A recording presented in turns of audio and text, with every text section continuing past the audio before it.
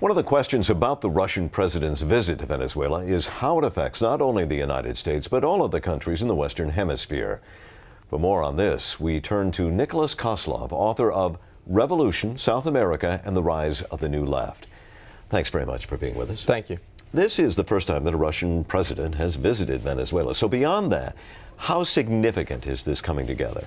Somewhat significant. I believe that the Bush White House has pursued a reckless foreign policy in recent years by provoking Russia and Venezuela, thus driving them together.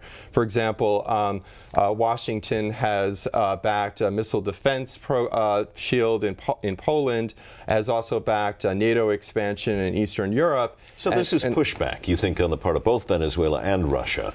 Right, to an extent. It's understandable in a geopolitical sense why these two petropowers would seek an alliance, and so it's not particularly surprising in that sense. But is it symbolic, or should the U.S. be genuinely concerned about what appears to be both a growing military and maybe economic relationship between these two countries? Well, I think it's rather destabilizing to have the situation in the Caribbean where you have the U.S. Fourth Fleet in close proximity to the Russian fleet and the Venezuelan Navy. And I think the question is, how can we scale back from these geopolitical tensions? The American public, I'm sure, has no desire to go back to the Cuban Missile Crisis of 1962. I think Obama should try to establish diplomatic overtures towards Chavez, and maybe You're talking about the president-elect and how he should go forward. And maybe think about recalling the Fourth Fleet from the Caribbean, which is what's provoking Venezuela in the first place. Should we have been more concerned had this meeting been taking place when oil was at $150 or near enough to that a barrel, as opposed to what it is now, $50? In other words, that Venezuela and Russia have both lost some clout.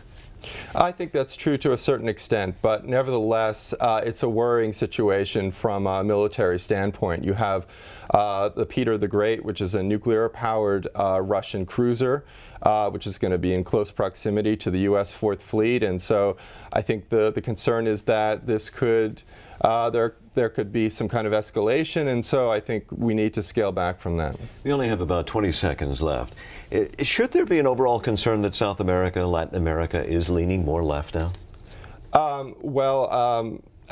I don't know if it's a concern, but I think if the United States wants to ingratiate itself amongst these left-leaning regimes, then it should pursue a less militaristic policy and not deploy the Fourth Fleet, for example, in the Caribbean.